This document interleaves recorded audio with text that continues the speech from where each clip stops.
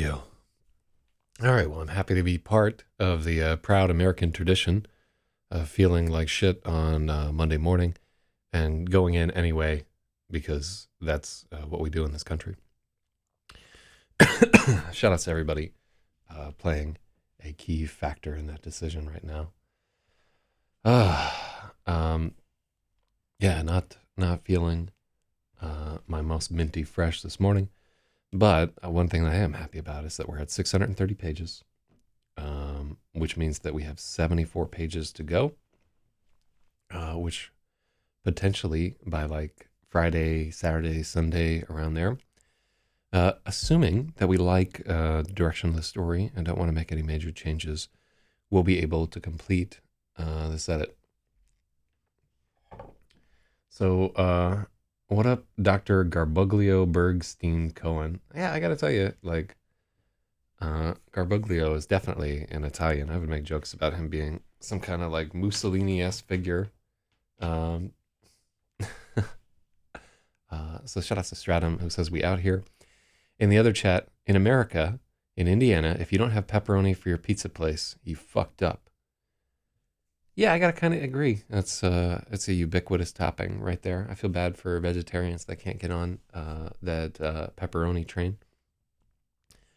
There's pretty much nothing wrong with pepperoni, and if you're part of a dietary regime that says that you can't eat it, whether vegetarian or kosher or some other fucked up belief, you're wrong. Pepperoni is one of the greatest things on this earth. Bacon's fucking fantastic. There are just so many good things that come from eating animals. I think last night people were trying to talk about plant anti-nutrients, which is this theory that the carnivore diet is the only way to go, and that plants contain chemicals which actively strip nutrients out of people that they put into their fruits and vegetables in an effort to get other things not to eat them, which is interesting in a way, but also totally made up. So Samsung TV says, pizza is too ethic. I'll have my boiled corned beef, potatoes, and cabbage. But you're just appropriating Irish culture. Then I think the only food on this earth that's not ethnic is probably, I don't know, just berries right off of the tree. Everything else you're appropriating. But it's too early in the morning to get into that horse shit. Bandying wits with a half-witted serving man. What is that quote?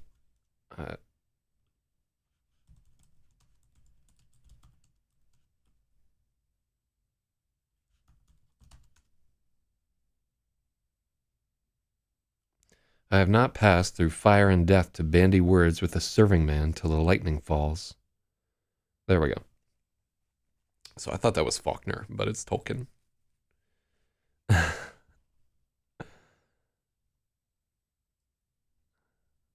There was a roll of thunder. Shout outs to Tolkien, who honestly, like, if we're being real, I've never really enjoyed his writing, to tell you the truth. I like the idea of a grand adventure and like this big epic fantasy and so forth. I just have never really caught into his writing. A lot of the other like so-called masters of the craft, like Asimov and fucking, I think they're stellar. C.S. Lewis, his writing is much easier for me to parse than Tolkien's.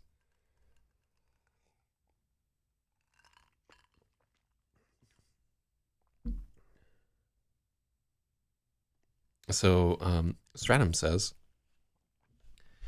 in the early winter of 2029, just as the world is recovering from 8 years of Pete Buttigieg on a hemorrhoid pillow, Alex Jones, President Alex Jones, proclaims ownership of the Star Ball, foreshadowing book number 2. God, what if that was how we fucking made it happen? It would be so insane. Like I would almost like want to say that's impossible. Alex Jones could never be the president, and yet here we are.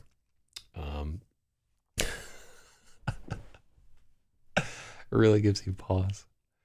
Oh, I love that he's just driving around in a fucking tank. That's his new thing. Like he feels so threatened by the leftists that he needs a fucking battle tank to drive around in. And I have to say, if I had his kind of money, I'd drive a tank around too. Why the fuck not? You know, just getting 2 miles to the gallon in this big armored vehicle, driving around with a bullhorn. It's like they're turning the frogs gay. You know, oh, what a life he's leading. Yeah, if he could just get himself in shape, then he'd be in good condition right there. Psychic vampires. All right, but let's we're late today because I don't feel well, so I would like to try and get our 10 pages today. This is page 730. So I don't promise that we may not have time, but I'm going to give it a shot. There was magic thrumming in the air.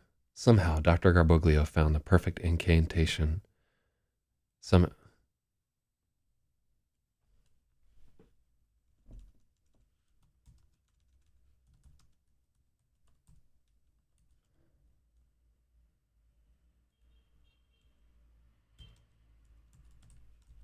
An arcane combination of words that convinced Samantha and Lynn to let them, Freya and Dan, remain together and go to, oh God.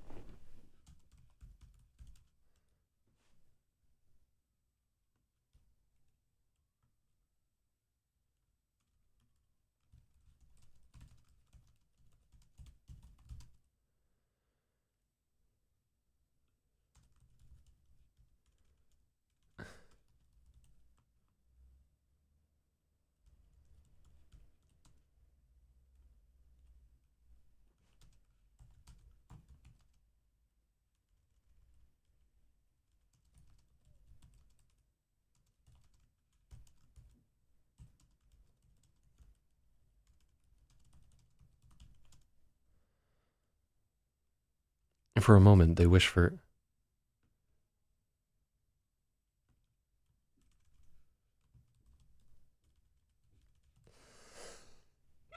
There's magic thrumming in the air. Somehow, Dr. Garboglio found the perfect incantation, an unlikely combination of words that convinced Samantha Gregulus and Lynn Harris to let Freya and Dan stay together.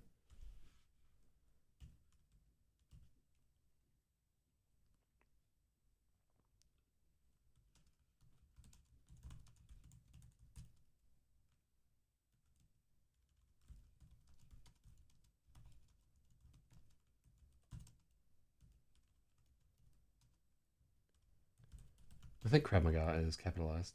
What do we have here? Is this the final edit, then file print? Oh, geez, wouldn't that be fucking amazing? No, so during the course of this thing, we probably highlighted about 10 or 15 chapters where I'm not happy with them even after the edit. And they're ones where I'm going to flag those specifically and go back and do another pass. I'm not going to do that probably on stream. That's like low key enough that I can do it myself. And then once we have all that together, I'm going to try and sell this directly to a publisher that I know. And if that publisher does not buy it, guess what? I'm going to do a fucking telethon to get this edited. Because really the editing is about $6,000 or $7,000. But yeah, like once it's done, I'll probably need to, like once we do that other editing step, because we've been so intensive with this edit before I touch this book again, probably 3 months are going to need to transpire. As to the future of this stream, I think I'm going to take at least a month off of editing on stream every morning. Get back to just writing at a coffee shop for a little bit. And then after that month, I plan to come back to the stream and start working on editing a different novel. Believe it or not. For a moment, they wished for unity with the doctor, if only to know how he'd done it and to thank him.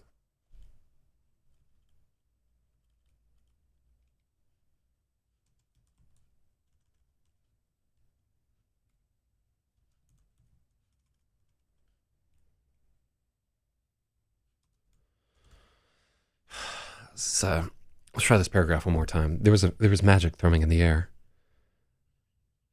So I also, if you think about this calls back to that you can do magic Fragile Phoenix chapter, which I think is funny.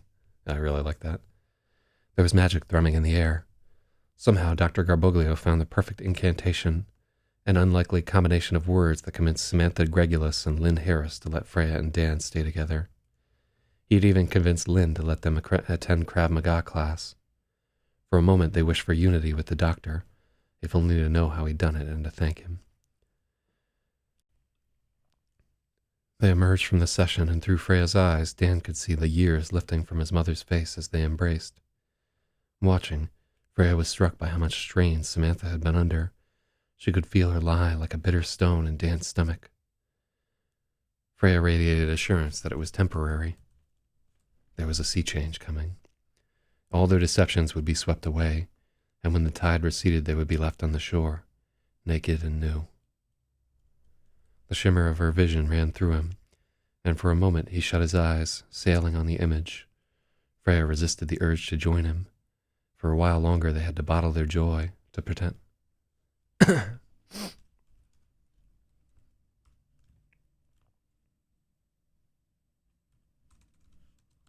Freya resisted the urge to join him. For a while longer they had to bottle their joy and pretend they weren't in ecstasy. Samantha and Lynn were settling the logistics, and Freya could understand at least a part of why Garboglio had succeeded. There'd been a big pile-up on the 201. The hospital badly needed Samantha back. Maybe it would all be okay. Maybe Galassa could work something out, figure out some kind of explanation for all of this. They were together, and nothing else mattered. And nothing else matters.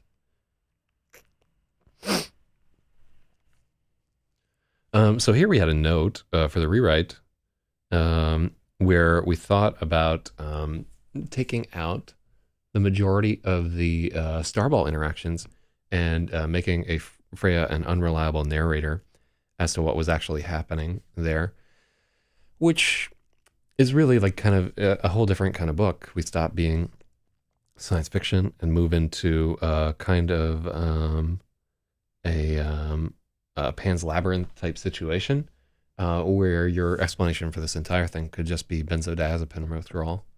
And I have to say, Lunesta is not like a straight benzo, but it's a benzo class drug. So you're so quiet back there, Lynn remarked. Freya and Dan hadn't said a word the whole way over, though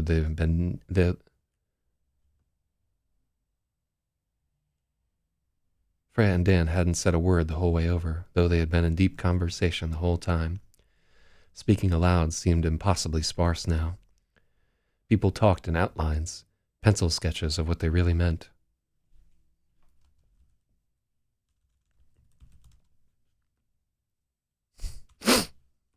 Unity was a perfect photograph where nothing could be mistaken.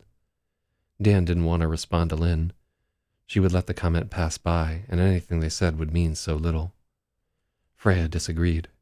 She directed Dan's attention to the tight grip Lynn had on the wheel, the tension in her voice.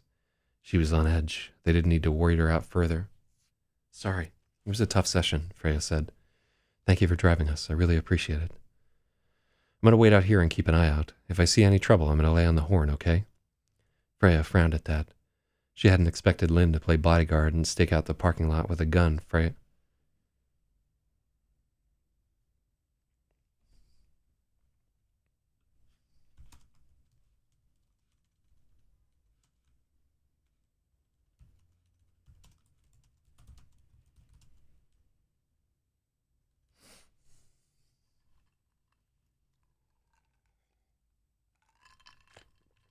So Stratum says, I like the creepy Starball chapters. It's making it seem like all this stuff is more intentional and not, I'm crazy, that's why I'm a therapist, and easily explained away. Yeah, I don't, I feel like unreliable narrator is way, way too overused as a meme. And when it's done really well, you have like Fight Club or something like that, like something that's fantastic. But the vast majority of the time, I think people, they just figure it out and they're kind of like rolling their eyes at what the whole situation is. Because like as readers, we've fallen for that meme one too many times, I think. But yeah, well, I'm glad that you enjoy them. I like that they're like weird and arresting and written in this whole different style. We write them in a different tense and everything, and I think that they're doing some work to get across exactly what's going on. Hopefully, the Fragile Phoenix chapters are doing like similar work, like they attain their objective. But I mean, these are all things that we're at the point where our moment of truth is almost upon us, and we're gonna have to submit it to like actual publishing houses, or at least one, um, and like find out that like all the work that we've done, they don't agree. They don't think that this should be published, for the most part. And so it's going to be a lot of me like chinning up and plowing through agents and fucking publishers and so forth, and being like, why am I even doing this? Why am I even bothering with you people? I'd much rather do it myself. Um, but like we've seen several spots in these chapters where just I don't have the power to do this on my own.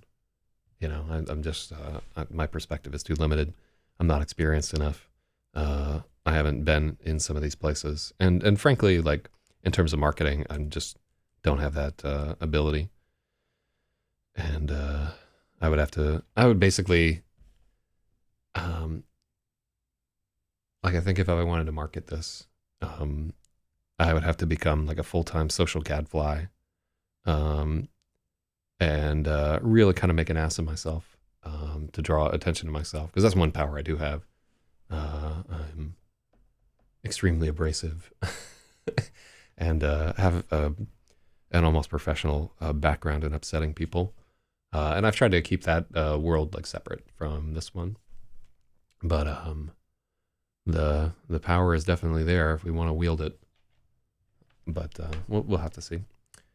I came for the anti-Semitism. I stayed for the insight into writing a book. Yeah, I mean, at some point, I think most people who are well-read want to write a book of their own, and I have to tell you, it's a fantastic experience.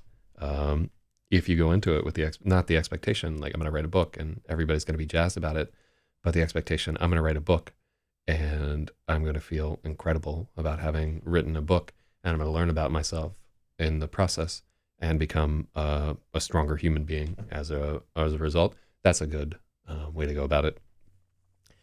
It's kind of like writing a book and hoping to get it published is like going to the gym and lifting for women, and writing it because you want there to be that book, that unique vision out, and to study the craft is like going to gym and lifting for other men. So think about it. Oh, I got to do some lifting myself, man. I'm like fucking puny at this point. I'm losing weight, so also losing muscle mass.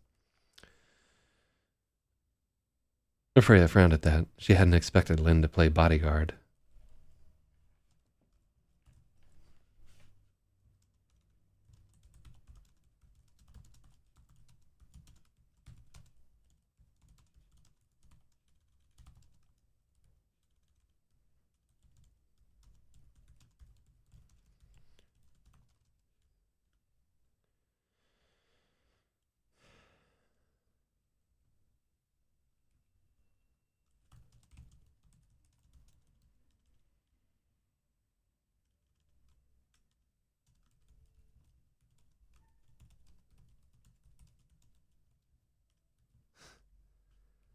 As apparently Lynn intended to stake out the parking lot with the gun.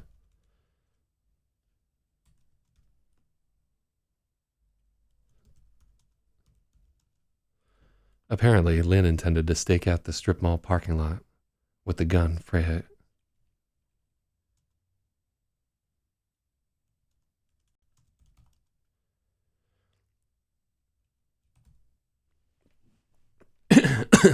Freya frowned at that.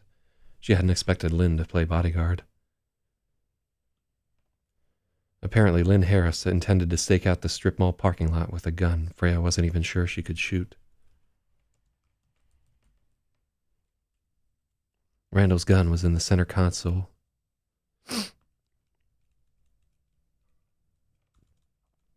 Dan had been unaware until she thought about it.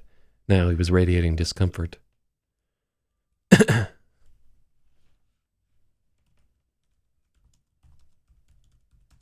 Dan had been unaware of the pistol until she thought about it, until Freya thought about it.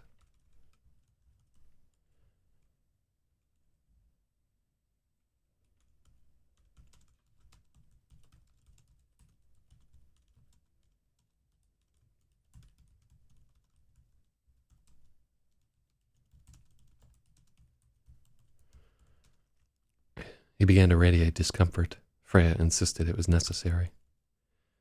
We could. Dan was struggling to balance unity and human speech. You don't have to wait on us. We'll be okay. This will be the first time I've been able to sit still in days. I plan to enjoy it. Lynn waved him away, and with the last glance around the lot, they headed into class.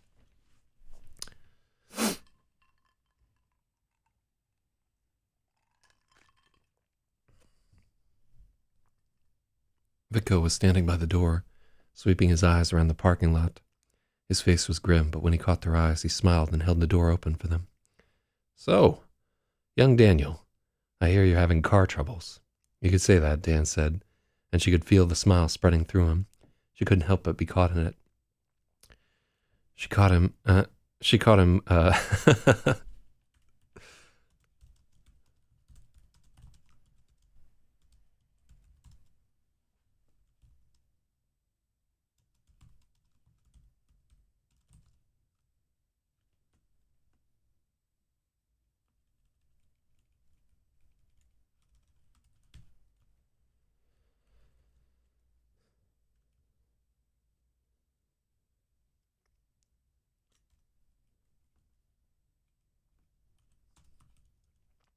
She caught Dan about to drop the Toyota pun on Vico, and he stopped short, feeling the beginning of her groan. You don't have to suppress yourself, she thought. It's lazy to keep telling the same joke over and over, he returned. And she thought it wasn't really a joke at all, and then she grimaced. The thought came across harder.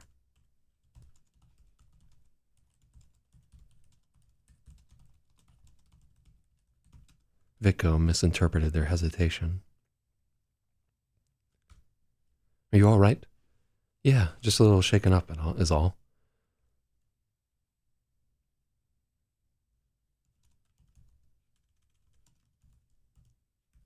Are you all right, Gregulus? Yes, just a little shaken up is all. It's so stupid.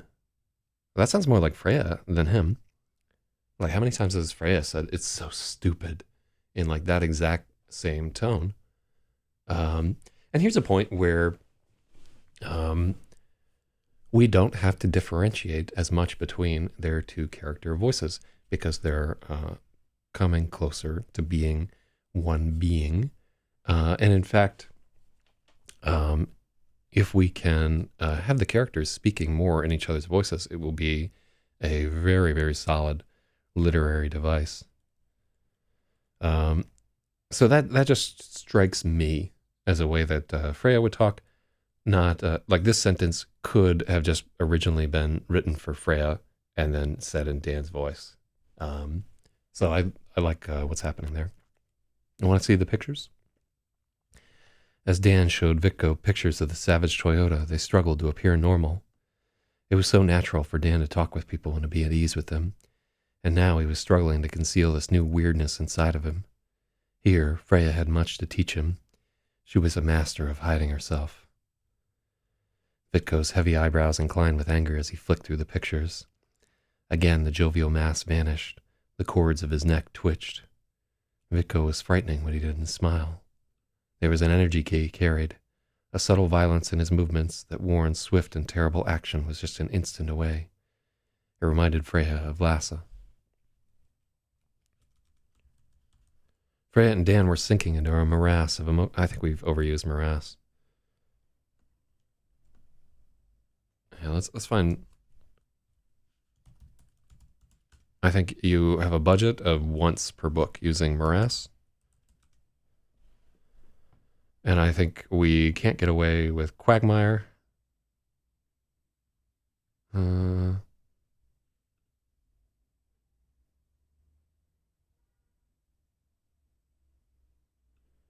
don't think we've said that they've. Oh,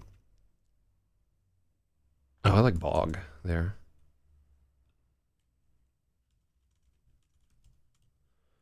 Freya and Dan were sinking into a bog. Awe and attraction commingled.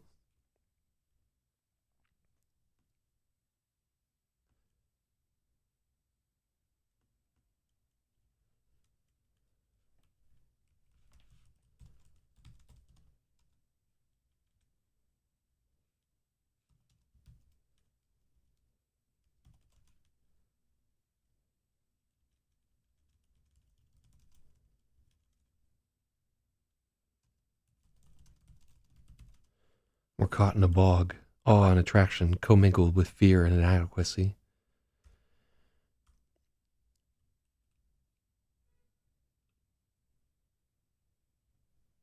At the edge of it all, there was a question that had begun to creep into every interaction they had. What would it be like if they were united with Vitko? What would it be like if they were united with this person? Okay. So I like that a little bit better. I like the Corona Raccoon City crossover, the like fucking Resident Evil to coronavirus thing. Oh, what a jam.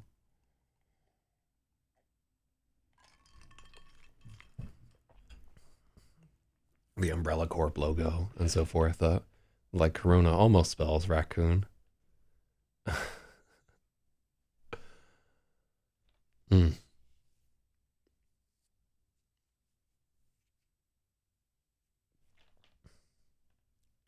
Freya and Dan were caught in a bog of awe and attraction commingled.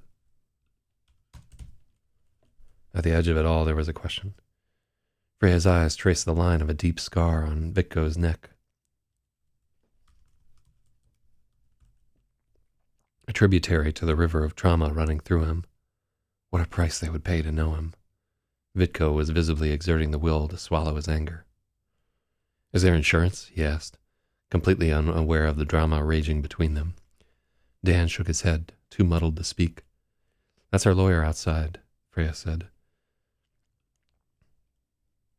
That's our lawyer outside, Lynn Harris, Freya said. Vitko followed her eyes to the cream and gold Mercedes. When she gets through with Malcolm, his life will be wrecked 10 times worse than the Toyota. Vitko jutted his lip and gave a sharp nod of approval. Good. There are many kinds of fighters, many kinds of fights. Okay, too much talking, not enough running. Laps. They were eager to run. Their classmates began to arrive. Tate began puffing alongside them. When Cameron showed, he pretended he was trying to edge out the door, and Vitko called him out. I see you there, Kowalski, Vitko barked, and Cameron joined the pack with a grin. Soon the whole class had arrived. They set their things down, and they all circled the gym like a school of sardines. They ran for longer than normal, and Freya and Dan felt a pang of disappointment when the stop was called. The class gathered in a circle, and Vitko made eye contact with each of them, anticipation building. Very hard class today. See if you can make it to the end without stopping. If you have to throw up there, Vitko pointed to the trash can. Looks were exchanged. A few boys laughed, thinking it was a joke. Vitko walked over to the stereo and plugged his phone in and began a playlist. We can take out one of those hands. Vitko walked over to the stereo, plugged his phone in, and began a playlist. A warbling synthesizer scream became a pounding psytrance bass line, and then Vitko began shouting out exercises, louder than the speakers. Shoutouts to learning at this point that Vitko is your stereotypical Israeli psytrance raver. Fucking playing Infected Mushroom for his Krav Maga class at a strip mall in upstate rural Maine. Or I'm the supervisor. Can I get a taxi number? Do. Oh, I don't know. I don't know why that's so fun to me, but I love it. Vico was doing each exercise with them, driving a brutal pace while the speakers pounded from the corners of the room. Everyone was taken by surprise. They had no wind to protest, no time to think. So shout outs to Twitch Play TFT. I was playing fucking Teamfight Tactics yesterday. I had 1 second place finish, but I didn't win any fucking games. I think I just buy too many mages. And usually, one thing that I'm noticing is most of the games where I lose, the other person will have like 2 or 3 fucking 3-star little nerds, and I'll usually have none, and just like have 9 fucking troops that are 2-star. Yeah, maybe I should read some tier lists or something like that. I'm sick of losing. But also, it's probably unrealistic to try to want to get first place like every single time. It's a bad game. I keep telling people. I don't know if your name even means. Oh, by the way, welcome to the stream. Right there, and also welcome to Griffin Pogu, who I hadn't seen before on the chat right there. Welcome both of y'all to the Twitch stream. But yeah, just TFT, not a well-designed game. So many things wrong with it. And I think the second season is worse than the first, to tell you the truth. It's less fun. But I play it anyway because you can play it while you're at work. So I do that. It's not like Dota Underlords any better.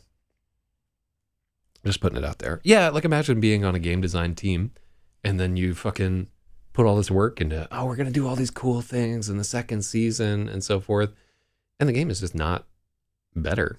You know, it's like they did a pretty decent job of ripping off auto chess. They usually do a pretty decent job, but I feel like they really get mired down in there's just so many people working on this game, and I think that when you have too many ideas, you always wind up with this kind of like unsatisfying middle ground. And it's one of the reasons why I'm glad that on this stream there aren't like hundreds of people showing up ideas. I think in general the ideas that we get are refined and elegant. So Griffin Pogu says, like, I look like a guy who plays a lot of chess. I used to play a lot of chess. I lost interest when machines started beating humans, and like I like right away I was like, all right, I'm fucking done with this. You know, I don't want to have to, because I had like tried my hand at beating Shredder, which was the popular chess engine at the time, and I was like, I'm not gonna beat this. You know, like the gulf between me and that was too large, and like the same way, if they made really, really good bots for League of Legends, they could just trounce human players, you know? But they don't do that, so I can persist the illusion that it's still fun and so forth. One thing that I did play a ton of was this game called Quad Radius, which I thought was an exceptional game. But the creator released a second version, and it wasn't as good as the first, which I guess is like kind of a reoccurring theme. But I have a ton of abstract games in here. I just picked up a new one called War Chest. I have a Go board. What do we got here? I can just reach out and grab a bunch of Go stones right off of this old table with no problem at all. For some reason, there's a blue glass bead in there as well. I wonder what the deal is with this guy. But yeah, I love abstract positional games. I run a board game club. So one that we've played like a few times in the last year that I think is really good is something called Tash Kalar, which is by the designer of Through the Ages, Vlada Shivadl. I'm butchering his name, but Vlada has made an excellent game. It's about monsters fighting in an arena. But there are many like pure positional games. One thing that I really like, if you like chess, one that's a little harder for machines, but I think they're still better than humans at this point, is called Erima, which is like a chessboard, but you have like some elephants on the board as well, and it's based on an action point system. Anyhow, let me get back to it here. As they were doing push-ups, Freya kept forgetting she didn't have Dan's upper body strength and feeling like she ought to be keeping up. She felt Dan radiating caution. Pain was different in Unity. Something that only hurt one of them seemed less significant. It would be easy to lose track of who she was, and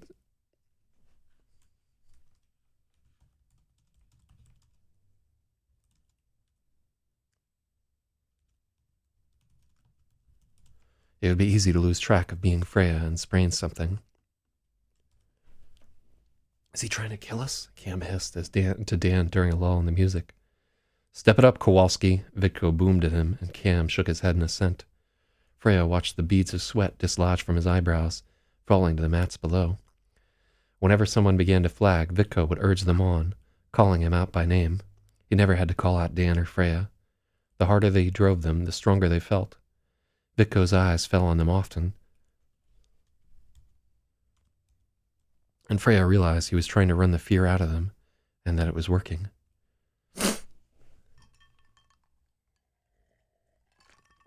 We could all be this. We could all be so much more, Dan thought, and she was carried forward by the force of his dream. The two of them were riding above it all, higher than the physical world, and she could feel them expanding, reaching out to touch the others.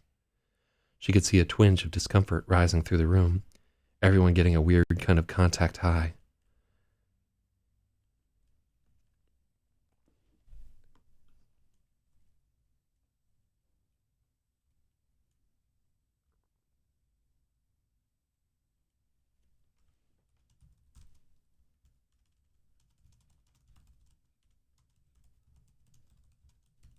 A few of the other students were staring.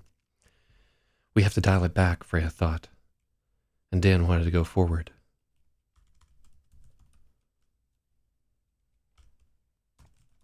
Dan wanted to go forward to chase the feeling, but her fear was stronger than his desire, and he conceded.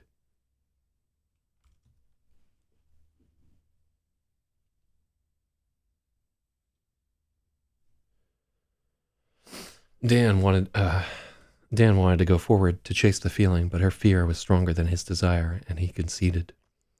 The moment they slowed, the limitless feeling receded, and they slammed into a wall of exhaustion. Freya fought from being the first to puke in Vitko's garbage can, and the class wasn't over. For 5 agonizing minutes they kept going, dragging hard like everyone else. Finally it was planks, and Vitko had them hold them until one by one their arms gave out. Dan was the last student to hit the mat. With his face beet red, Vitko walked to the phone and turned off the music.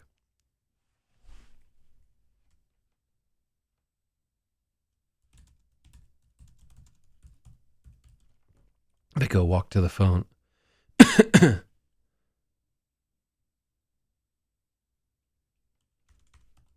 Vitko walked to his phone and ended the playlist.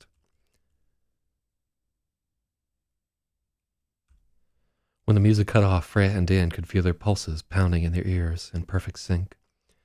Freya saw Tate uneasily eyeing the trash can. He too was fighting to hold on. Okay, good. Very good. Did you enjoy our light workout? A chorus of groans met him, and Vitko grinned. There were lines of sweat running down his face. What do you think? Was the class tough? Vitko asked. Was the class tough? Vitko asked, and a ragged murmur of agreement met him. Some of the boys were still panting, too hard to answer. But all you were together. No one dropped out. I'm proud of you all.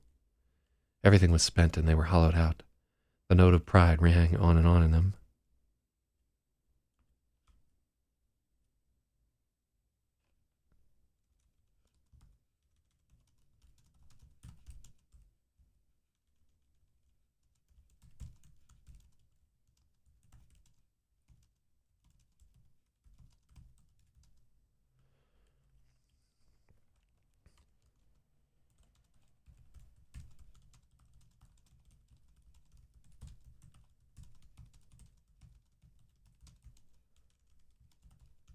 Everything was spent, so hollowed out that the note of pride echoed on and on inside of them. Any problem you have, this is the answer. You just keep going. Maybe you will make it there first. Maybe you will be the last. As long as you keep fighting, you will get to the other side. Vividly, Freya remembered the night the starball fell, thrashing in the water, every nerve shrieking out that she wanted to be alive. The memory rippled through Dan, and it was just like the first time. River water in her mouth, her shoulders caving in from the cold as she shivered on the bank. His eyes were on hers.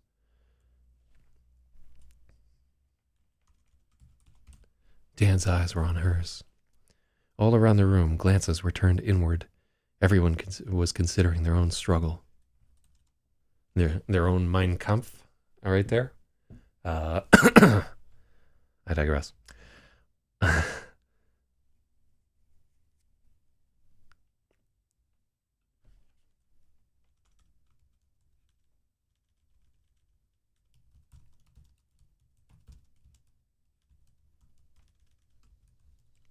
Because words had only skimmed the surface of Freya, but they'd sunken deep into Dan. Determination was resonating in his core.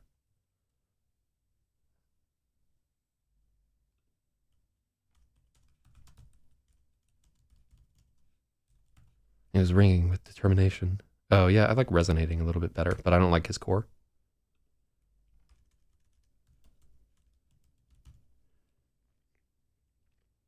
Okay, so he was resonating with determination.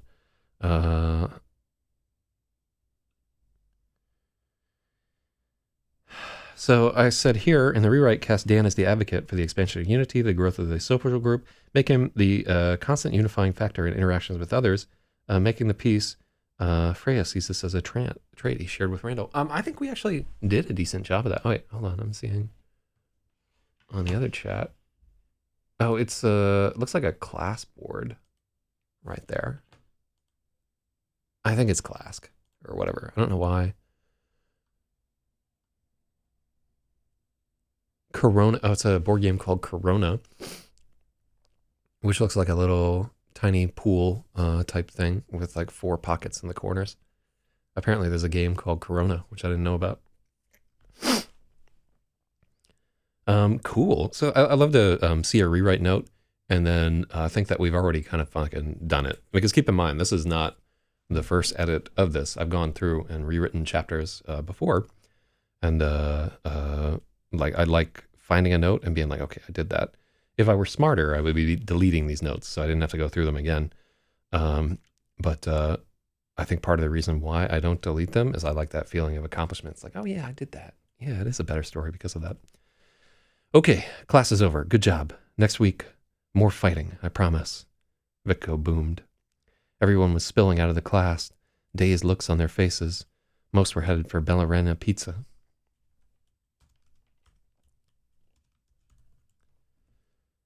Freya and Dan's were... Soon, Freya and Dan were the last ones left. What was the tab from yesterday for? What do you mean? Tab from yesterday. Okay, it'll be about 30 seconds before he can respond.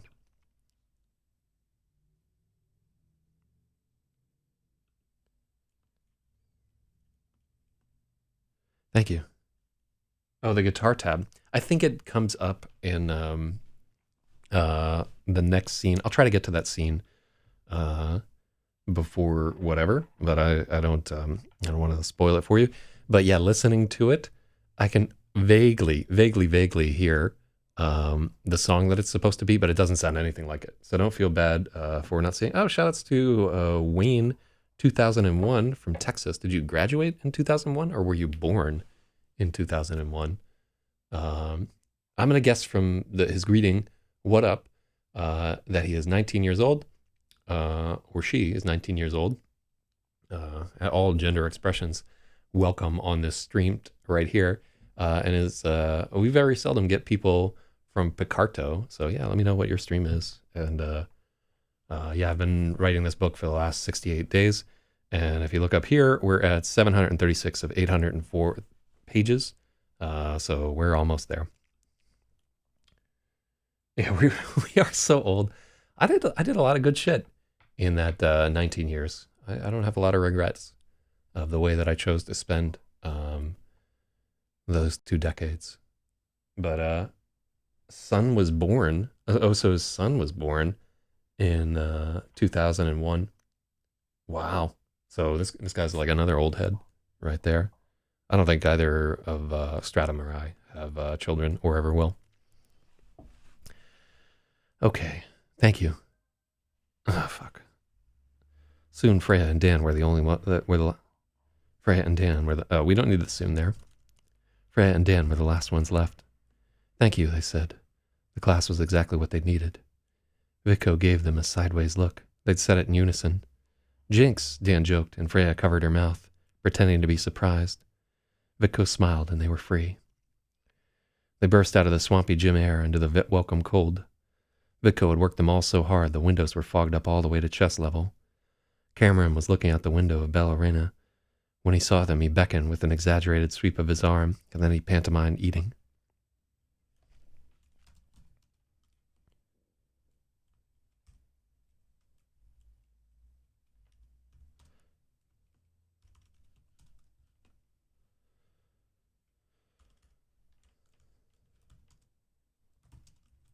When he saw Dan and Freya, he beckoned with an exaggerated sweep of his arm and pantomimed eating. Dan shrugged in apology, pointing to the car waiting for them, and Cameron turned his knuckle at the corner of his eye, fake bawling. Freya couldn't help but laugh. Cam was so good at that. I don't mind waiting if you two want to get pizza with your friends, Lynn offered as they climbed into the car. She'd observed the exchange. I don't really feel like pizza, Dan said. And silently Freya teased him that was a shocking lie. Is it always that intense? Lynn asked, and for a moment they were stunned by the question. It took them...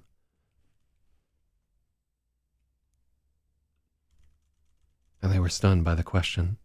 It took them a moment to realize she meant Krav Maga class, not Unity. A little less, but not much. Vitko's crazy, Dan said. I think he just saw we were shaken up by last night. He was trying to run it out of us, Freya said. Did it work? I do feel better, Dan said. He was answering Lynn, but internally there was a double meaning for them. Unity was strong, and they would succeed. Freya beamed at him, and reached out her left hand to hold his. With her right she clutched the star ball, so glad they were back. As the car pulled out of the parking lot, Freya couldn't help but turn around and scan through the rear windshield. A scopesthesia twitch was in her neck.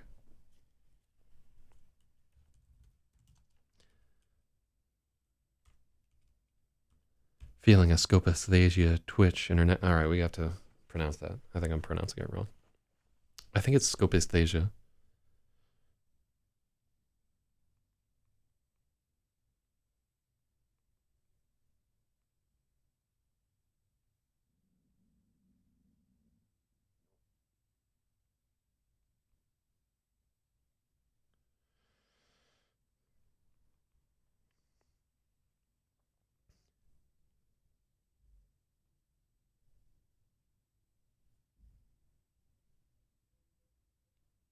Scopesthesia.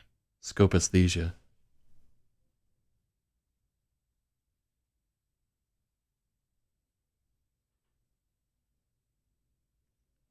So scopesthesia, scopophobia. Scopophobia. All right, so Scopophobia.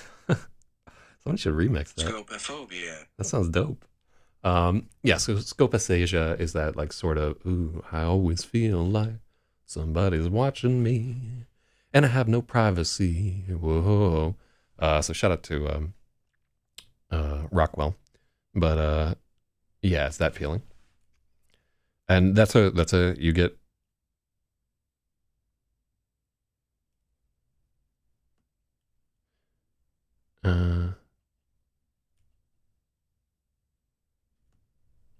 not a twitch, but a twinge. Feeling a scopesthesia twinge in her neck. Her mind flashed to the gun in the center console, and Dan squeezed her hand, projecting that it would be okay. She tried to let go. That was me for the last hour, Lynn said. You have no idea how many black SUVs there are on the road. Do you see anything? Freya asked. Knowing she hadn't, but wanting to be reassured. I observed an unusually large individual picking up 2 extra-large pizzas. From his furtive demeanor as he exited the establishment, I was able to conclude both were for him. He departed without further incident. Lynn rolled off the narrative in a perfect cop voice. That's so good, Dan laughed, but Freya could only manage a smile. She was still on edge.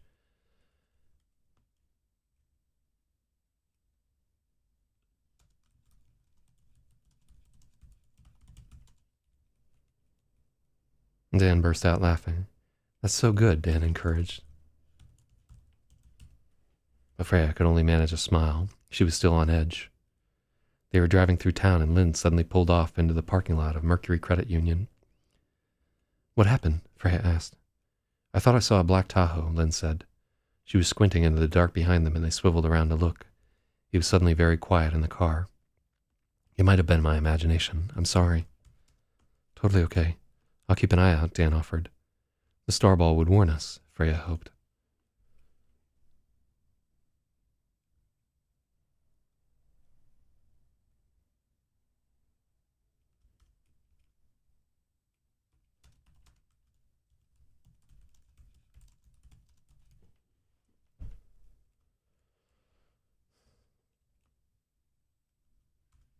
Freya hoped the Starball would warn them. Lynn didn't say much after that. Her eyes often flicked to the rearview mirror. The motel was half an hour away, and they were riding on a wave. The motel was half an hour away, and they were riding on a wave of Dan's optimism. With Garbuglio's help, he could figure out the Starball. They would add more and more people to the Unity.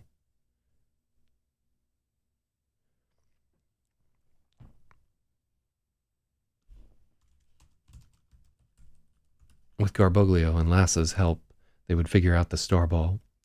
They would add more and more people to the Unity, and with the help of that Gestalt, they would defeat the investigation. How far did it go? She felt Dan's hopes spiraling upward.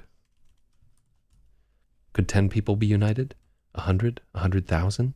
Even a cabal of 10 could change the world.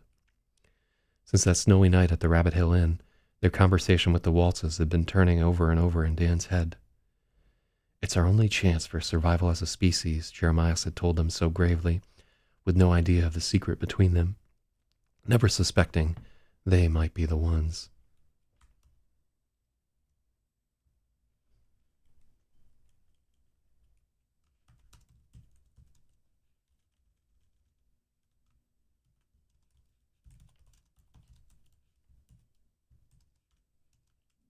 They couldn't have suspected they might actually be the ones. Oh, I don't like that.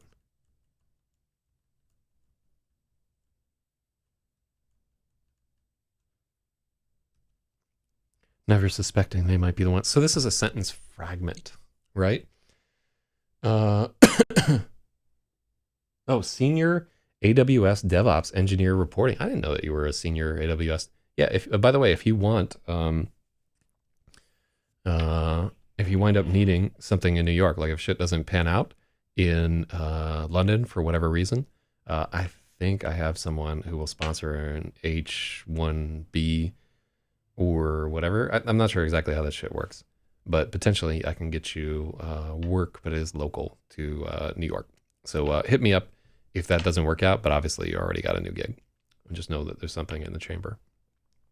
Shout out to Big Spathywah right there. It's been invaluable in this whole process. Look at how far we are. We're at like 740 pages already.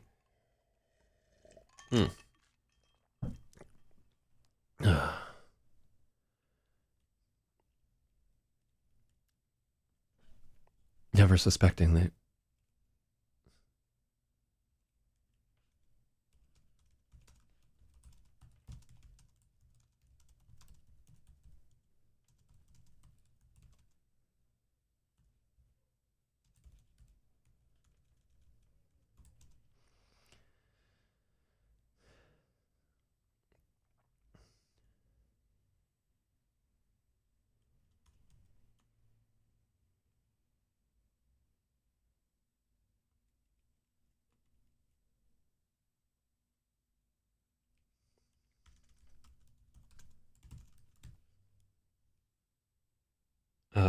Looks like I've been at it. Yeah, man.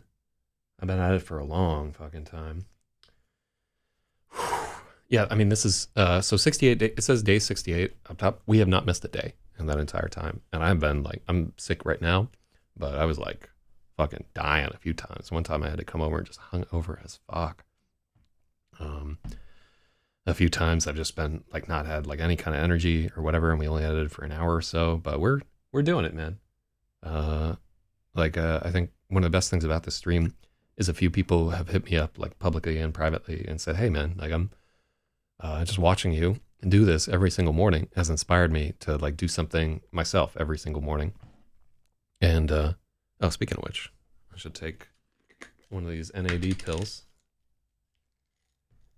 I think I forgot to take one yesterday and started like twitching during the other show. Yeah, I felt like my eye was twitching for whatever reason. It might have just been like I was over caffeinated and too keyed up and sick.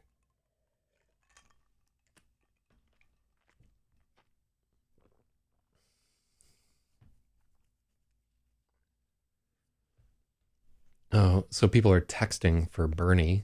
Uh, Texting for Bernie begins in an hour. If only MTW were here to see this fucking day. Oh, that would be amazing. Holy shit, why aren't we doing that? Like, just using the texting for Bernie mill, right? Because they can't have independent verification, or maybe they're like texting through the system. But yeah, they can't be using their own texting API, so they're relying on people to text from their own phones, most likely.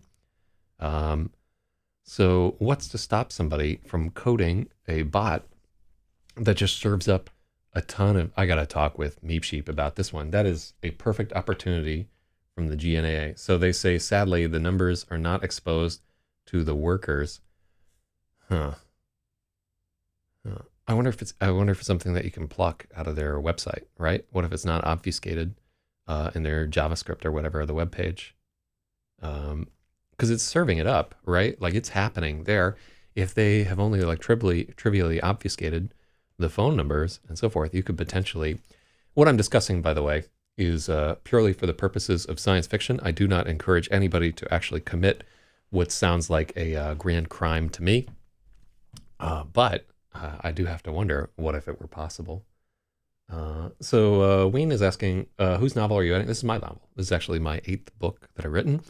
And from time to time in the chat, you'll see our chat bot linking to my website, zachzyz.com. If you like to read books, all of mine are available for free. You can download the ebooks, and they cost you all of nothing, and they're fucking amazing. So get at it if you feel like it there. Sorry, like while we're scheming to overturn the election here. I don't know if I would go to the trouble to handicap Bernie's campaign like that. They would just assume it was the Russians, when in fact it was just, I think it's funny to send dick pics to all of America. Like, Bernie Sanders says free college, free healthcare, and free cock. This giant erection gets texted to you. Let me talk to Meep. I think that's an amazing idea. It's our only chance for survival as a species, Jeremias had told them so gravely. He had no idea of the secret Freya and Dan shared. He'd never suspected they might be the ones. The idea was burning bright in Dan's mind, darting forward with manic speed.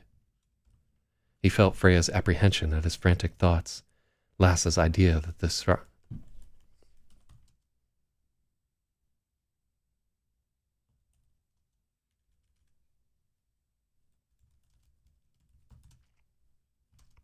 She was reminded of Lass's idea that the Starball was sent to eradicate them. She never felt unity. This isn't our destruction, it's our salvation. This is the key to the universe. They were Dan's convictions.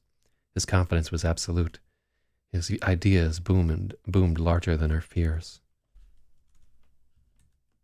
For a moment, he was afraid that he was overwriting her thoughts the way he had at the ski lodge, but this was different. Freya was trying as hard as she could to believe Dan, and she couldn't quite get there.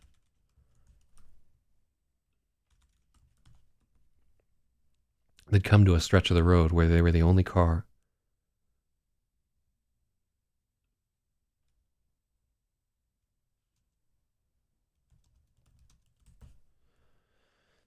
They'd come to a stretch of the road where they were the only car on either side, and the stars were bright above them. Freya gazed upward and recognized Pollux. That's Gemini, she explained to Dan, who knew nothing of the stars he aspired to join. On his own, he could barely pick out the Big Dipper. Freya smiled as he looked out through her eyes, seeing so many things for the first time. Sirius, Canopus, and Rigel, the three brightest. Algol, the demon star, and Perseus, which was really 3 stars that regularly occluded each other. Dan was absorbing not only her knowledge, but the things that informed it. Moonlight on Randall's face as he gazed upward, the smell of his cigar in the night air. Never again. With that memory came her lonely comprehension of distance, the impossible gulfs of nothing between everything. It was as if Dan had been waiting, and he'd taken a step and slipped in over his head. The root of all of his optimism was ignorance. Everything he knew came from stories, impossible warp drives, and ridiculous space marines. But they were just the meager efforts of hacks trying to put a human face on the unknowable. Tiny grains broken off infinity, small enough for a mortal to digest. Freya knew the truth. Against the universe, Earth was not even an atom. Sol was the atom, the Earth was an electron, and they were less than nothing. She could feel Dan's mind darting away from the understanding. It hurt him to try and hold it.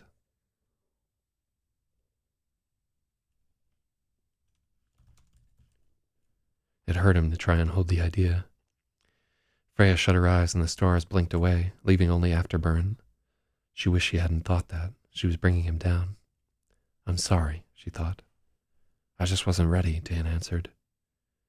She squeezed his hand harder and Lynn was turning off the road. This was their exit. The end. We could absolutely end right there at page 641 and be just ridiculously unsatisfying for everyone. So I think I'm going to try and get through this chapter on the Seiko Motel. We're not going to do the other chapter, but just because I want Stratum to find out what that bar is from. So what's this? So the Seiko River is probably considerably south of where the story takes place, and it's interesting because supposedly the river was cursed by Squanto that 3 white men would drown in it every year. Yeah, I do like the Seiko River. Just I like a curse that drowns white men. I like a curse that drowns anybody. Let's be real. Like it's not race agnostic, but I feel like Squanto probably earned his ire against the whites. The Seiko Motel was a rundown motor lodge across from a gas station on a rural route.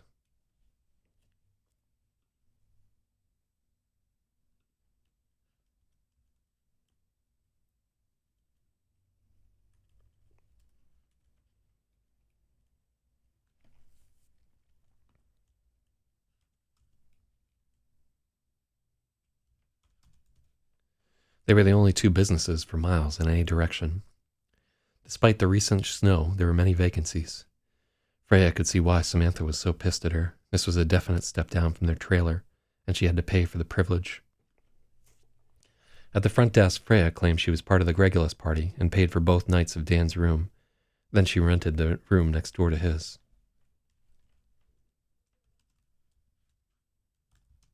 She rented the room next door to his.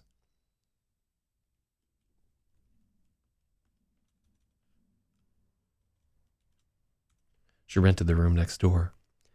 If Samantha wouldn't let Dan stay in her room, she still wanted to be as close to him as she could. He was only 100 feet away in the car, but she could keenly feel Unity was degraded by the distance.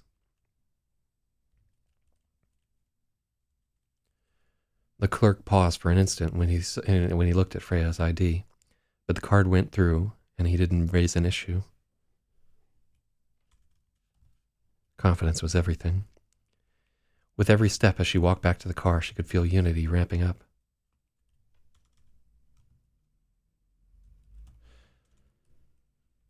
With every step as Freya walked back to the car, she could feel Unity ramping up, like she was climbing out of a cavern and into the glorious light of day. Lynn gave her an odd look, not understanding her smile. Thank you so much for the ride, she told Lynn. Could you pop the trunk? I'm staying here overnight. I'm staying here tonight. Samantha may not agree, Lynn cautioned. She doesn't have to agree. I have my own room, Freya said. Lynn only shrugged. It was odd to see her not press a point. Freya wondered if she was okay to drive home. She had to be exhausted. All right, what do we have here? In the tiny town, dozens of miles from any city, near the desert where Burning Man happens, a guy owned a combination gas station, general store, bar, restaurant, motel, and trailer park. So that part seems legit to me. Yeah, you'll see a lot of that. Um, so it should be clear in the text that these are two separate structures, like across like the highway from each other. Not the highway either. It's like a rural route.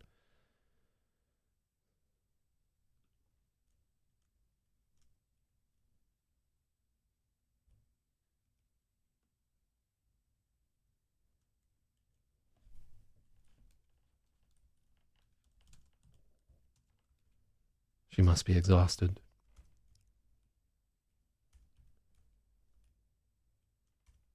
Freya knew if she asked, Lynn would insist that she was okay.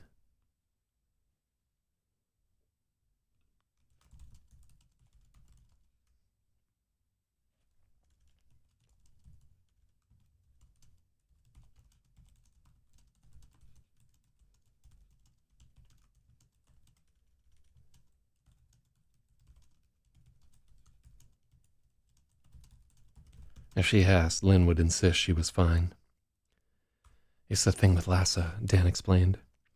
He pictured Lynn Harris slowly deflating, punctured by the idea that Lassa had lied to her.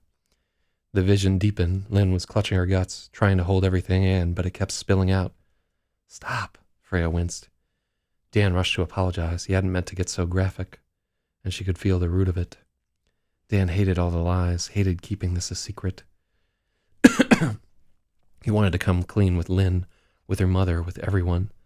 He knew they couldn't, and it made him miserable. Soon, Freya promised, and she hated the doubt he felt. He felt in response. Discord that had no place between them. Doubt would eat at unity like acid. That doubt would eat at unity like acid. It would undermine everything. Freya looked at Lynn, and it began to sink in just how much bullshit Lynn had put up with on her behalf. She didn't have to be here, didn't have to drive them around or put herself in danger.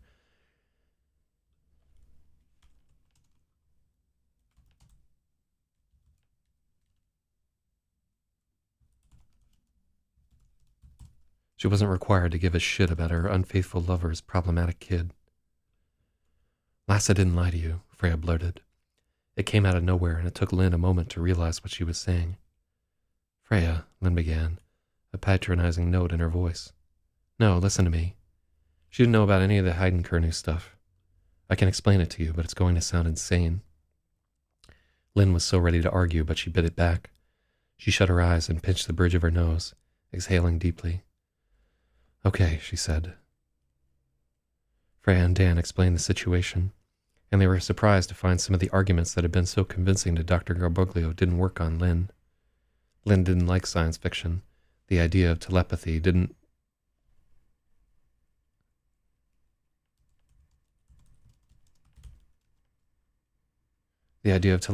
make sense to her. She didn't have Lassa's scientific background or Dr. Garboglio's fascination with the mind. The microscope pictures didn't convince her either. Her standards for evidence were strict. What about the star ball? Dan offered, and Freya could feel the glimmer of his desire, the hunger to be more. I'm not touching that thing, Lynn. Why is Lassa asserting that? I'm not touching that thing, Lynn asserted. That's what we decided. No one should get stuck unless they fully understand and consent. Lassa and Dan were accidents. Lynn narrowed her eyes. I don't know why we're fooling around like this. You say you can read each other's minds, right? Lynn took her American Express card out of her wallet and cupped it in her hand. She held it out to Dan. Immediately, Freya saw what she intended. 3759-504-718-11201. Freya said, preempting Lynn. That's a real American Express number, by the way. If you can figure out the CCD and the fucking expiration date, feel free to charge whatever you want on it. But don't do that if it's illegal for me to say that.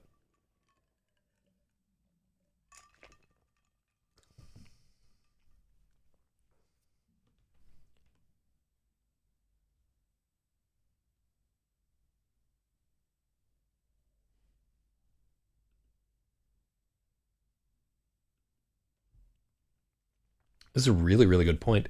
If she remains unconvinced, why should she refuse to touch it?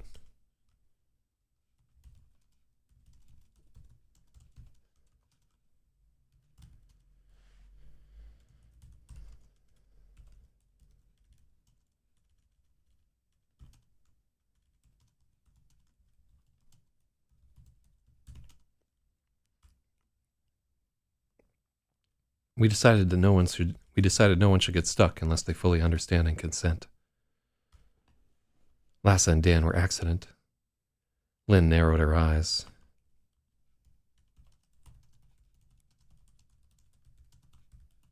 She thought this was all bullshit. I don't know why we're fooling around like this. You say you can read each other's minds, right? Frowning, Lynn took out her phone and flicked through it. She extended it to Freya. Read that. Word for word, Lynn instructed Dan. 3.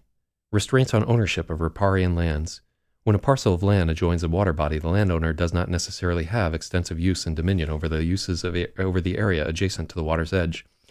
In some situations, a public servitude exists on part of the exposed land along the water.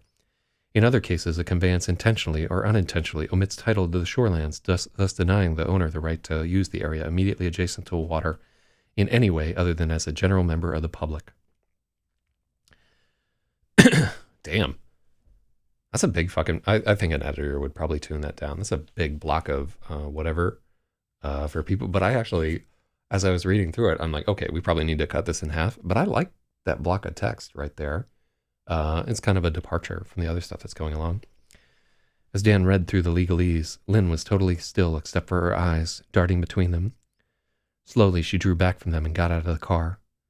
For some time, they were afraid she was going to lose her mind and run off screaming. But she stood outside the car. But she stood...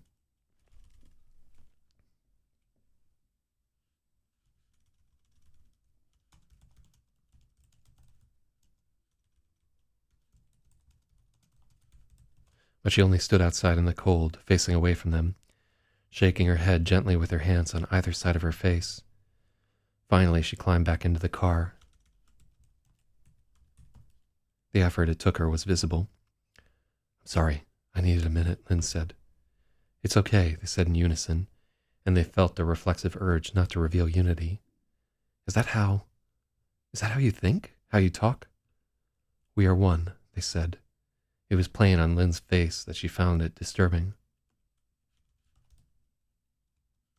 "We don't have to," Freya said. "Honestly, I almost don't want to talk with other people at all. Speaking is so limited.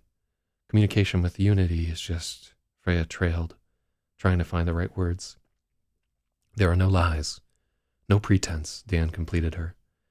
Love that choice of words right there. Perfect. "The ideas are unfiltered. You see the actual truth of the other, what they really are, what they really want. It's perfect," Dan said. Now they could see wonder dawning in Lynn's eyes.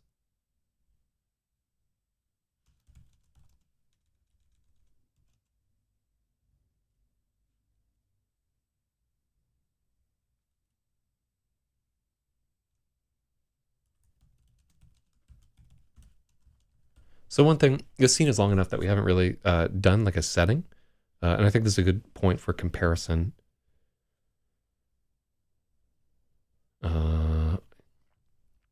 With Dan's car.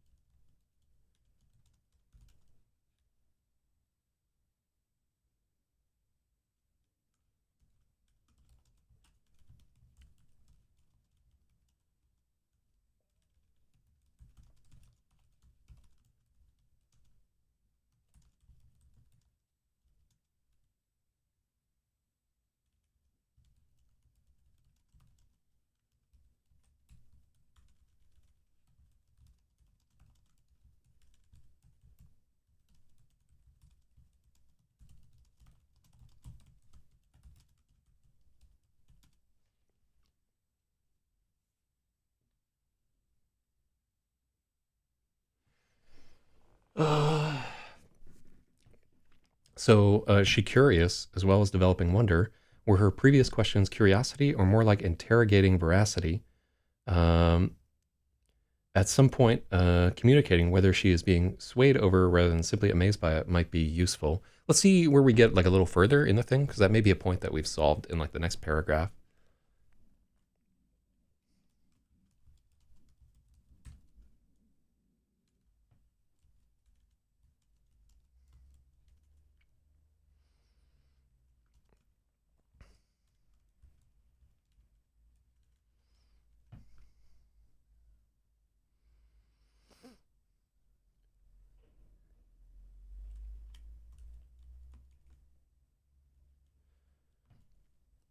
The conversation took nearly an hour. Fortunately, the heater in the Mercedes worked far better than the vanquished Toyotas.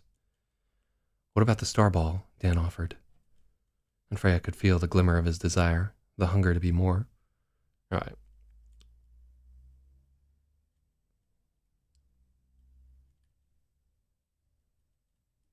Aren't you afraid of being exposed? Lynn asked.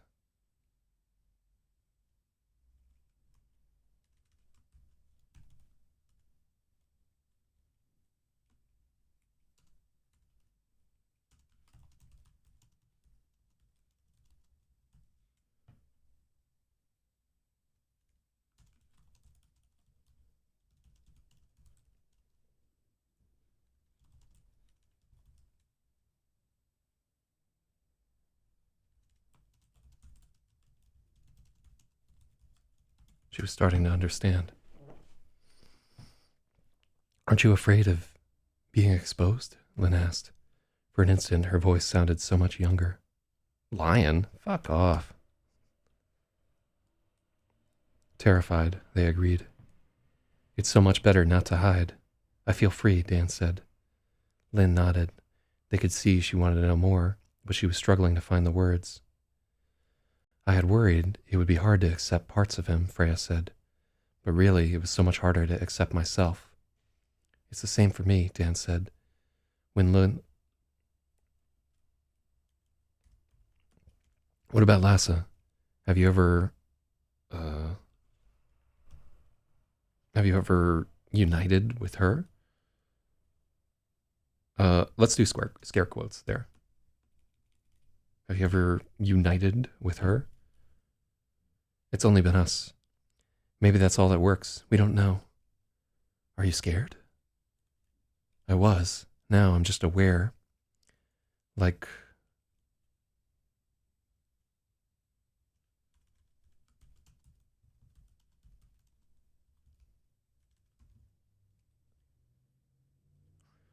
It feels like we're preparing for an operation we know is going to hurt terribly, but we'll probably be all right.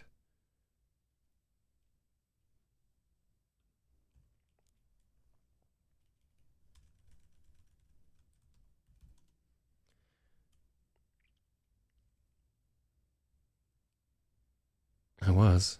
Oh, so it's not clear who the speaker is here.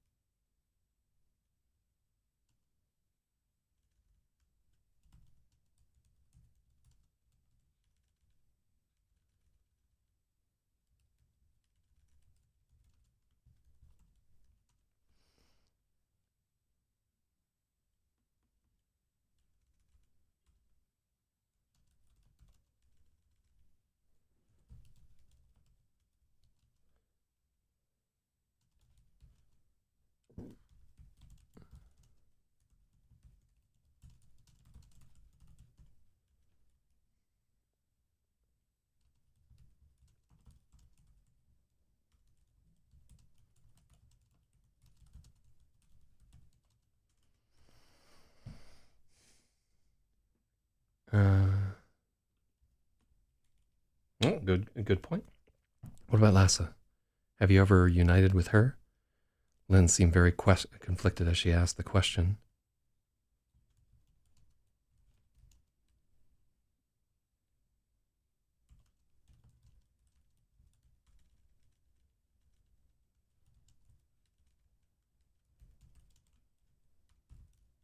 almost jealous.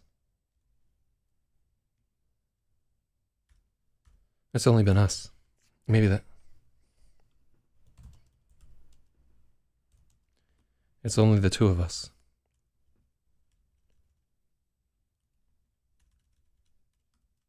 Only the two of us so far.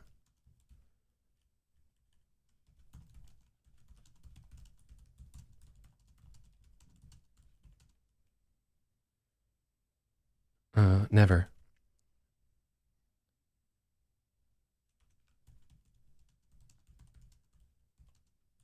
Unity is only us so far. Maybe that's all. We don't know. Maybe that's all it will ever be. We don't know. Are you scared? Lynn asked Freya. I was. Now I'm just aware. It feels like we're preparing for an operation we know is going to hurt terribly. We'll probably be all right, but only probably. Does that make sense? I feel a little crazy just thinking about this. Does one of you drag the other down ever? Do you always have to settle on the average of you two?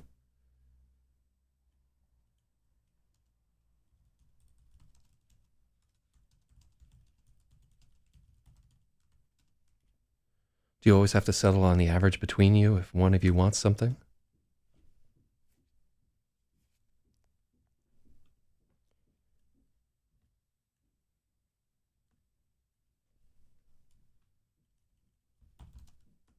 Does one of you ever drag the other one down? Do you always have to settle on the average between you if one wants something more than the other?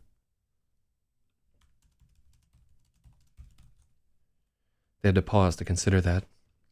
Freya thought of the way she'd squelched Dan's joke earlier.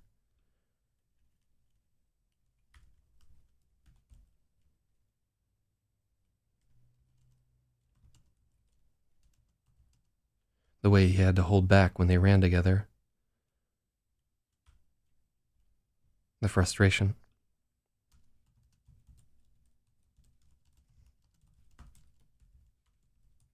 Her frustration when they'd skied. Sometimes it does feel that way, Freya said, feeling the idea seesaw between them. I haven't written any songs or poetry since this began, but as a whole, we're far stronger as one than we are apart. I would give up anything for Dan. He's the best thing that ever happened to me. I would give up anything for him. Dan is the best thing that ever happened to me. Lynn lowered her eyes, and Freya could see that she cut very deeply without meaning to. Cut her, yeah.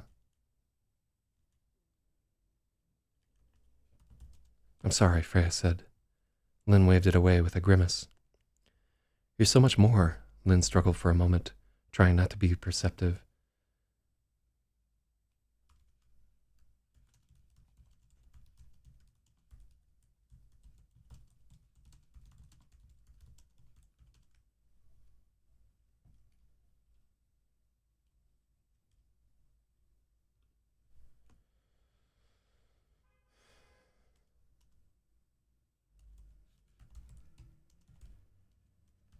You're so much more human now.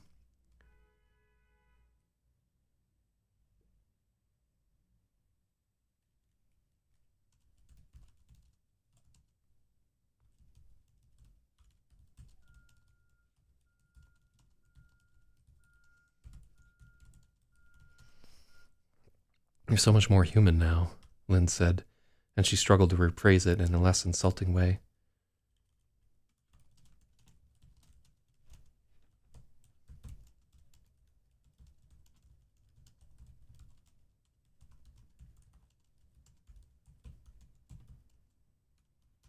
You're much more perceptive. Is that from him? A lot of it is. Oh, shout outs to Peter Cap right there. What a G. Like, that PCap is like one character, and I know I'm not alone in this. Like, anytime that we see this guy chat, he lights up any room that he's in. He's truly a Christmas miracle. Getting close. Yeah, we're I think I'm gonna try to make it to 20 pages today. I'm gonna be late for work, but I don't give a fuck. So we're gonna try to make it to for the last several days, we've upped the ante and started editing 20 pages a day, where our previous total was just 10. So we're a little bit more slipshod, but Yeah, so here's a spot for a Detroit Become Human meme. Um, You're so much more human now, Lynn said, and she struggled to phrase it in a less insulting way.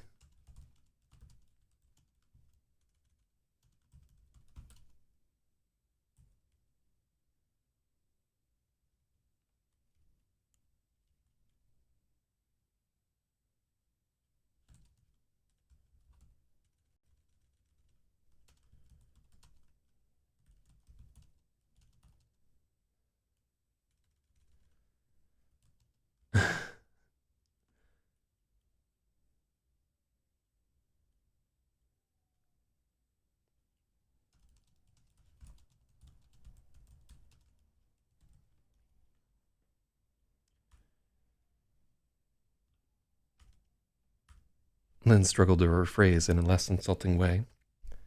What I mean is, you relate to other people. Freya blinked as if she'd been slapped. Lynn struggled to rephrase in a less insulting way.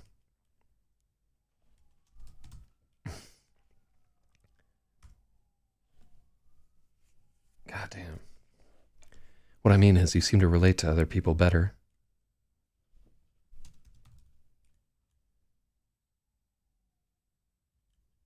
You're much more perceptive. Is that from him? A lot of it is. I've learned a lot.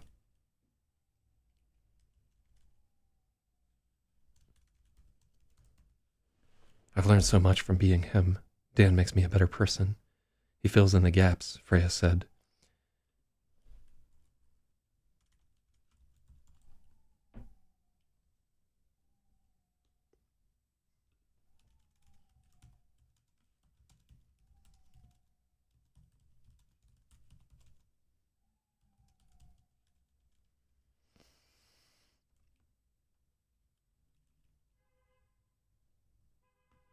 Yeah, I think we can take. I've certainly.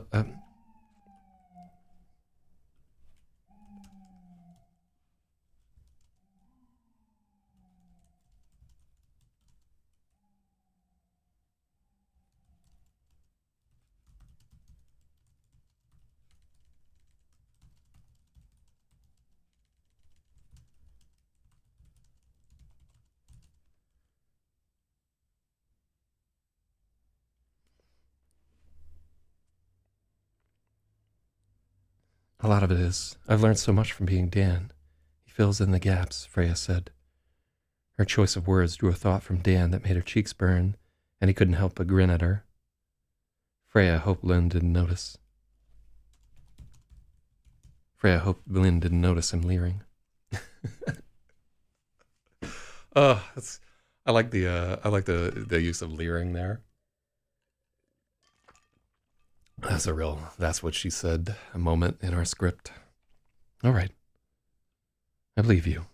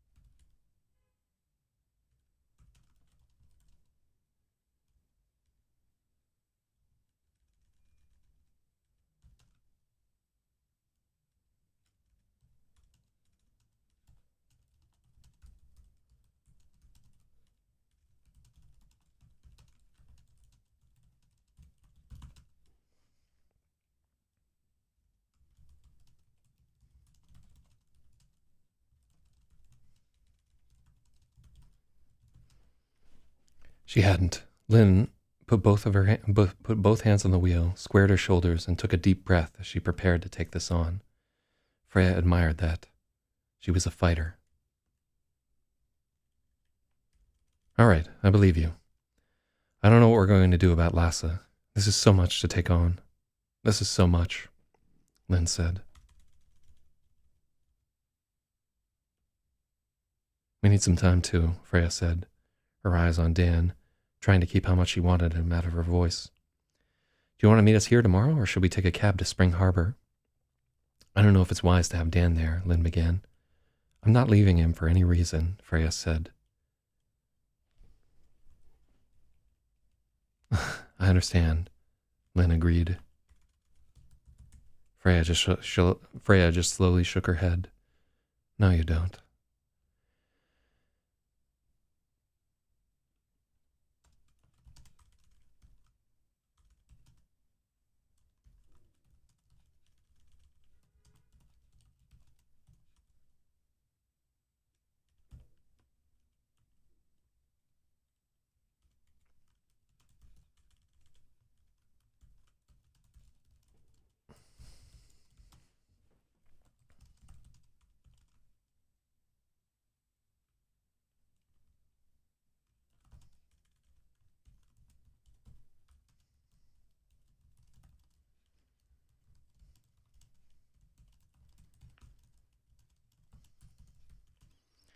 Freya resisted the urge to say it. She didn't want to be cruel. Thank you so much for everything, Lynn. I'm sorry this is all so hard. You're a good person, Freya said. Lynn had a funny look. She hadn't expected to hear that. Freya took the pistol from the center console, checked the safety, and slipped it into her coat pocket. Lynn tensed with conflict, but they were far past argument.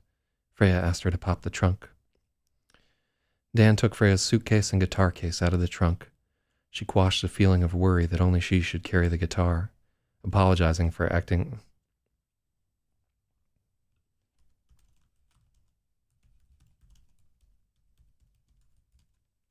She silently apologized for acting like Mr. Mathis, but Dan only found it funny.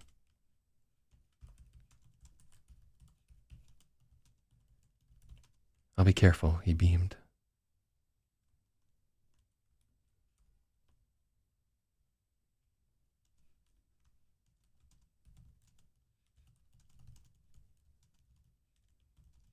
He knew what the guitar meant to her.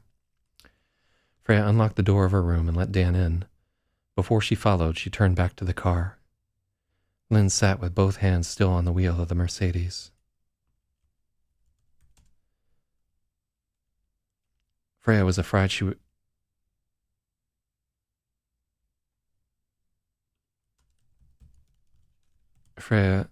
Lynn was sat with both hands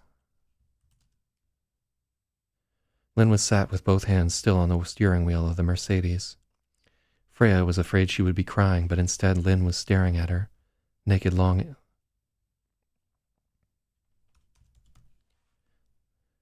Freya was afraid she would be crying, but instead Lynn was staring at her with naked longing on her face.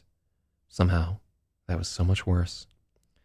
Freya gave her a sad little wave and went inside to be one with her love, one with herself. Oh, goddamn. How far do we get? 7:47.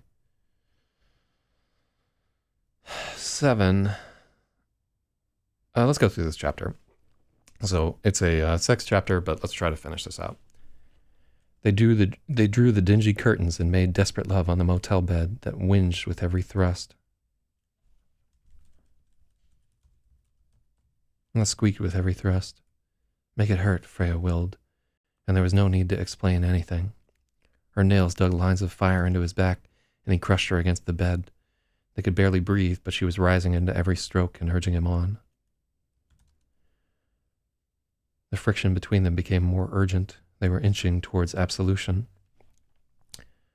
Their orgasm was fire, spreading out from the center of film, immolating everything in the frame. I think we have used that image somewhere else in this book, and I can't remember where.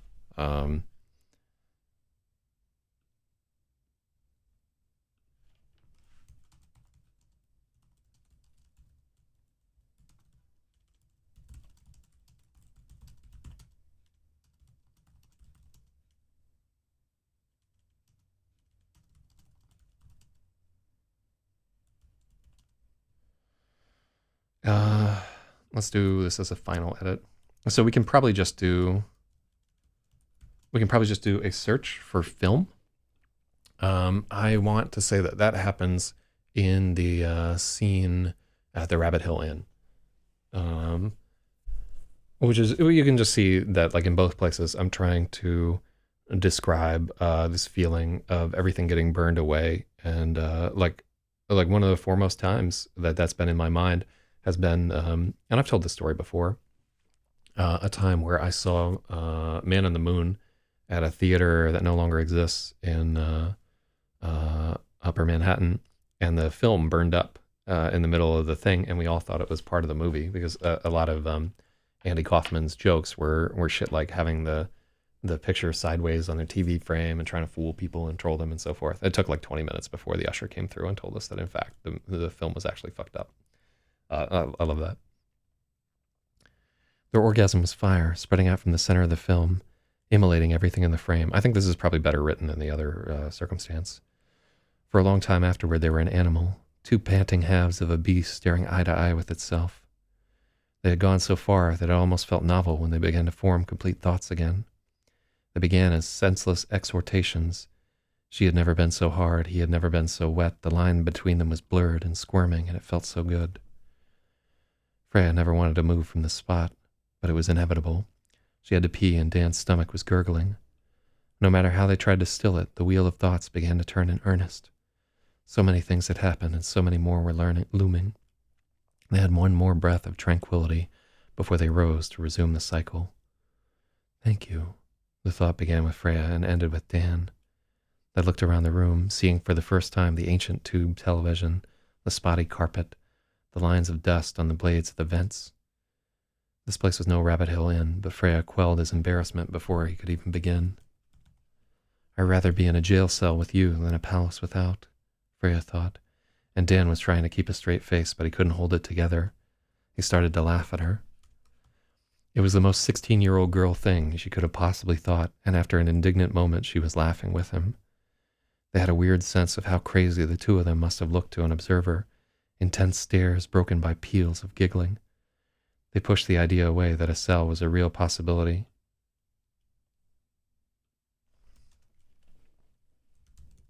Worried that a cell was a real possibility. We should shower, Freya thought.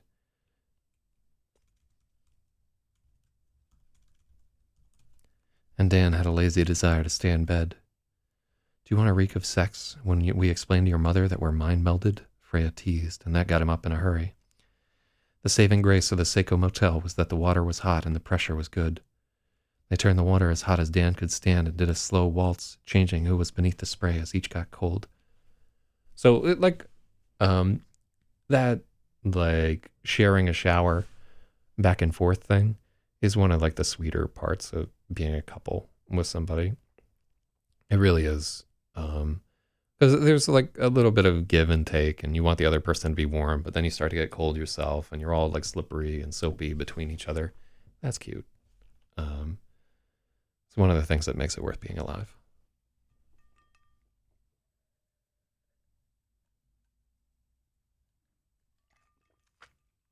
For now.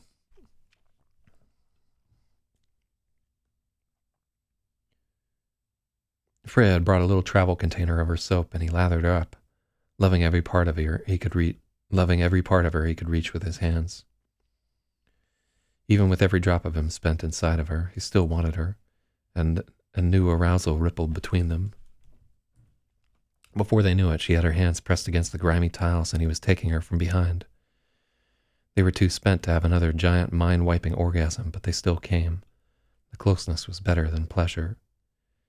He held her until the hot water began to cave out, and with a yelp they cleaned up as quickly as they could, bursting out of the bathroom laughing and dripping onto the abominable carpet. They were in the middle of the nowhere. There was nothing but the gas station across the road.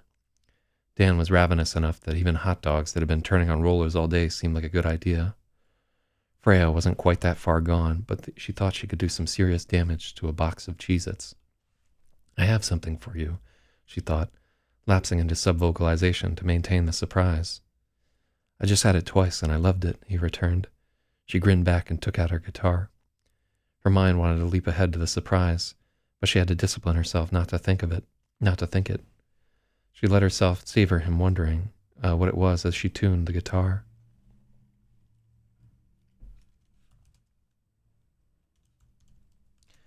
She let herself savoring what it was as she tuned her guitar. Then she began to play. The fourth note was an open D, and his eyes lit with immediate recognition. Metallica? Dan could barely believe it, and she could only spare a grin for a moment before she had to concentrate. One wasn't meant for just one guitar, but a bunch of people had come up with arrangements to play all the parts on an acoustic. Freya had watched several of them, stripped out all the parts that she thought were too gimmicky.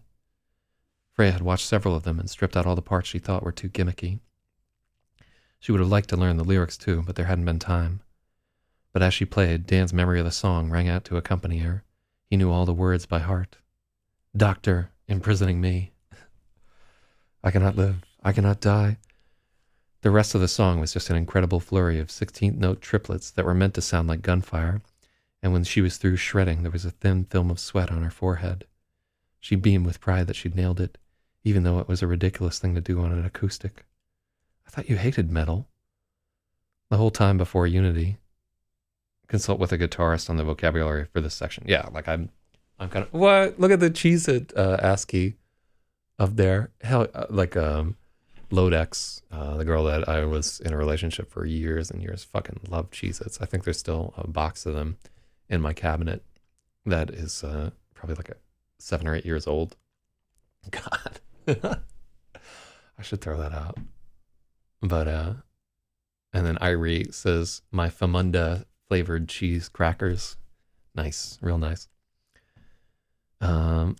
She beamed with pride that she'd nailed it, even though it was a ridiculous thing to do on acoustic. The whole time before Unity, Dan had never talked about music. He never played it in his car, never advanced an opinion. She thought he didn't care, but really he just knew she would judge him hard for what he liked. And he was right. She would have. I used to be so difficult. I was such a cunt to everyone, Freya admitted. No self-pity now. This was an honest appraisal. All the little twinges where Dan had held his tongue. All the times she'd talked too loud, laughed at the wrong time. All the people she made uncomfortable and never noticed. The way her friends had all dried up. The reason she was sitting alone in the cafeteria when the whole thing began. It was the price of unity, seeing yourself fully from the outside. I was such an asshole too, Dan admitted. And he was taking on all the shitty things she'd seen him do. The tears streaming down Claire's face as he chased him around the house. The way they were always clapping Tate on the back of the head and making him the butt of every joke. Freya set the ovation back in its case and did the latches. She'd wanted to do something special for him, but somehow the song had become a confessional. She just wanted to do something special for Dan, but somehow the song had become a confessional. She took his hand and they stared at each other, deciding how they felt about all of this. The reckoning was long overdue. I want to be better, they vowed. If only they could remain one. If only the unity would last forever. They could do it. They could be so much more. For a silent moment they only listened, looking for the slightest fragmentation, but unity showed no sign of abating. Their movements were synchronized as they put on clothes and walked hand in hand to the gas station. Okay, so chapter 91, Manubrium. All right, this is where we really get to our conclusion. And so this is the Mention General Store, established 1966. Beer, food, lottery, agency liquor store, fuel, hardware, propane, sporting goods.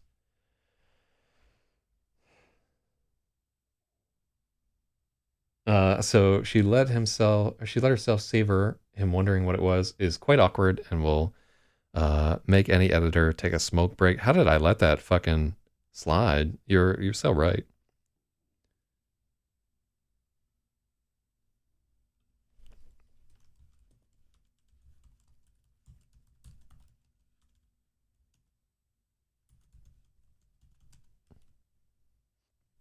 Yeah, it's just like it just takes a second to fix that.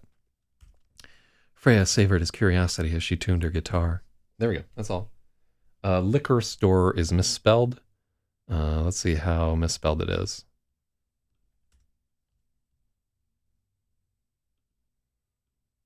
So here is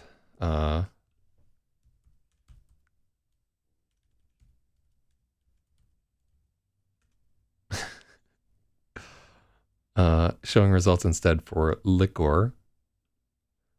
I wonder how many. Did you mean liquor?